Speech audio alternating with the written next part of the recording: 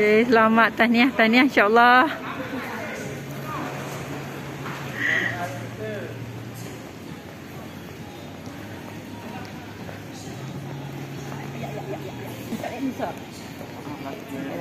Oleh. Baru sampai. Baru sampai di KLIA. Pukul 6.30 kami akan berangkat ke Jeddah. InsyaAllah. Sebenarnya pada di air terkawal. Jemaah di Kelantan berapa orang? Jemaah di Kelantan sekali 30, 40, 40.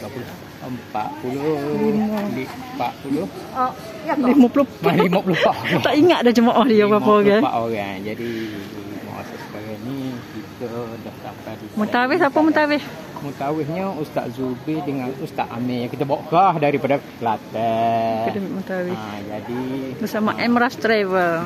Melalui dengan Emrah Travel ni InsyaAllah. alhamdulillah lancar. Sukses. InsyaAllah, amin.